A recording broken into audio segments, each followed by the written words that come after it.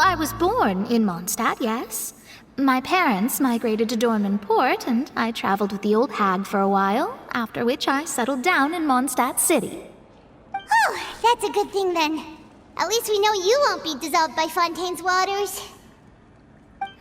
Speaking of that, I'm sure you're aware that a bunch of things have happened here in Fontaine, right? I know you're not a local, but I'd avoid getting too close to any water that looks strange all the same. There's something ominous about it. Well, the water, I mean. That was the main reason, yes. Just a while back, the Steambird invited me to take part in a panel and speak about the circulation of the prophecy as an astrologist. The invitation was sent quite early on. I don't think anyone expected Fontaine to be in this much trouble. What do you make of that prophecy, Mona? Just tell us what you think as an astrologist. Your word would go a long way to make things more certain and less scary. What I can tell you is that I'm an astrologist, and that this prophecy concerns the fate of Fontaine, even that of all Tevat. Ascertaining this is akin to reading the fortune of the whole world. I'm afraid that this is not something that just anyone can do. If I could do it, you would no longer call me an astrologist, but a visionary. But on the flip side, the prophecy is so huge and powerful that it must surely come from a powerful visionary. Its contents involve the fate of the world. Disregarding it would be a mistake. A visionary? Sounds really powerful and all, but does such a person really exist? Of course. The old hag could do it, and I'd bet there are others amongst those Hexenzirkel colleagues of hers who could do something similar. Huh? Are you sure? All right. I'll help you. It isn't often that I see you with such a serious look on your face. I'll tell you once I hear back from her. Thanks, Mona! You're amazing as always! Oh, well, this is something only I can do after all. So yes, your praises are quite welcome.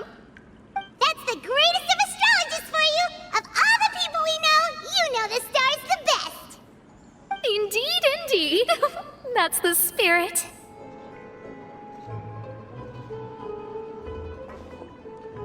Whew. It's been a tough few days, hasn't it? So much has been happening. Paimon didn't think the meetings would go on for so long, but everyone seemed pretty fired up, huh? Paimon thought they'd be at least a little frightened. Well, Fremine was, now that Paimon thinks about it, but everyone else just looked a little surprised. Well... It's hard to say. Paimon doesn't have any experience with this sort of thing. But with you around, Paimon sure will do great. After all, you're the most reliable person in the world, aren't you? Did you just pour some tea? Paimon didn't notice you doing that at all. Then what's that? Paimon's never seen that cup before. Don't be frightened. I'm just joining you two for tea. I merely refrained from saying anything till now. Who's that voice? But there's no one here. Ah, have you forgotten me already? Wait, you are familiar. You're the voice we heard from the sky in Sumeru. The voice from the sky, I fear that description is wrong. Though, not completely wrong. You're feeling lost now, just as you were feeling previously. I sensed that confusion and thus came to you. Guiding people is an irresistible hobby of mine, after all. Consider me a passerby, just accepting a commission from my friend's disciple on a whim.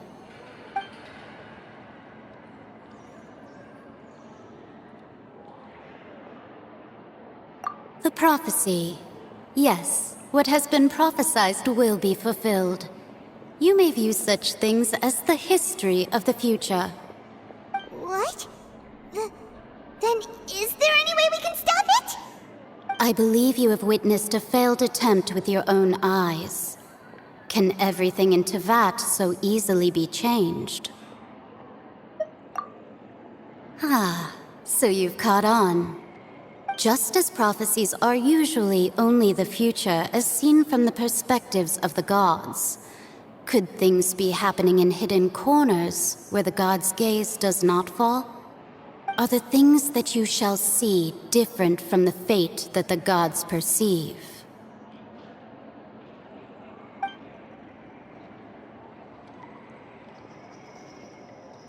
What is she talking about?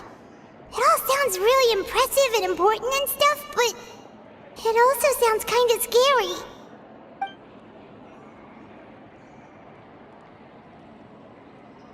I believe that you understand, right? Some things are insignificant, but others you must reach out to change. Ultimately, fate shall serve as your only guide, no matter what will happen in Teyvat's future. All you need to do is to play your part. This was good tea, by the way. Thank you for your hospitality. Well, that'll be all for today. The voice. It's gone.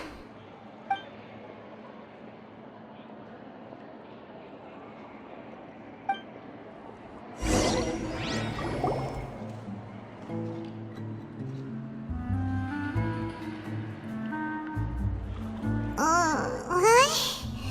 I want to hear someone talking.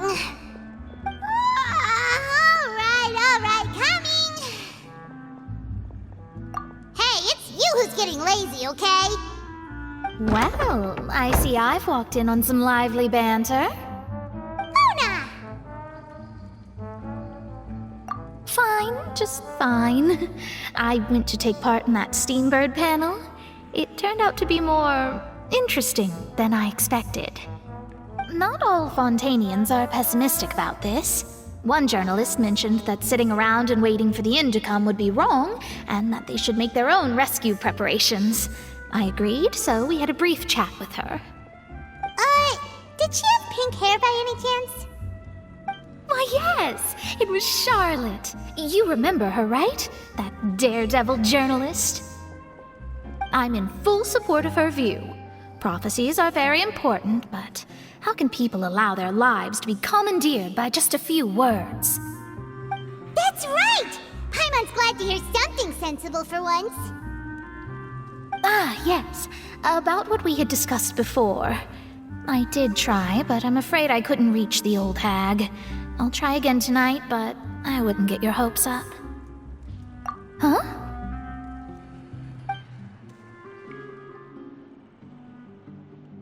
Goodness gracious. Are you serious? She said that even the god's gaze has blind spots. Pretty bold if you ask Paimon. Most people would believe the gods to be all-knowing, right? The Hexenzirkel members are certainly anything but ordinary. As for the mage named N, the old hag has mentioned her a few times. She said that N's sense of direction is incredible, and that she loves guiding those who are lost. But I've never met her, and if she were still alive, she'd be... Well, suffice it to say that the hag's at least a few hundred now, and N's been around for longer than that. Whoa. The Hexenzirkel sounds like a scary group. But they must really stay in shape to live so long. Their abilities alone are pretty terrifying. If she came to see you personally, then the problem you're facing must truly be of great importance. Well, it's not like Paimon could understand anything she said. Yes, she was quite cryptic, but I suspect she means that there is still a way to turn things around. She didn't say when or what that would be, though, so... Perhaps it is something that you cannot know right now.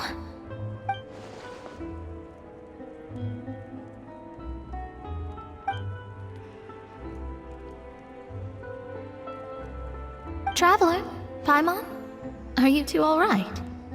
Oh, we're fine. We're just a little down right now. It kind of feels like the end is coming, you know? I see. I feel that same sense of desperation, too. I guess you could consider me someone who has often witnessed fate. So far as I have seen, it cannot be swayed. But even so, I still hope for, and believe in, miracles. Astrology is eternal and rational, but fate may not be. It is cruel, but it can also be beautiful. Perhaps that's what En was trying to tell you.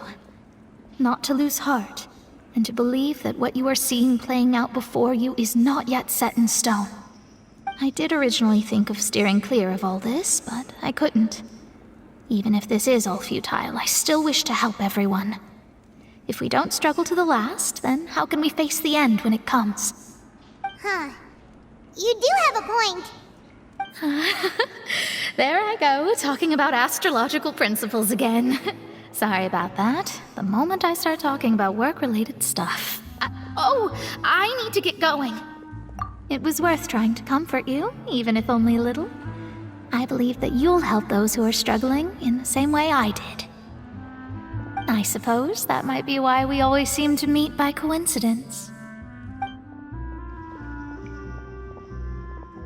Paimon feels kinda moved by what Mona said, but also kinda sad too. Hey, Traveler, Paimon suddenly feels like going outside for a walk. Let's go.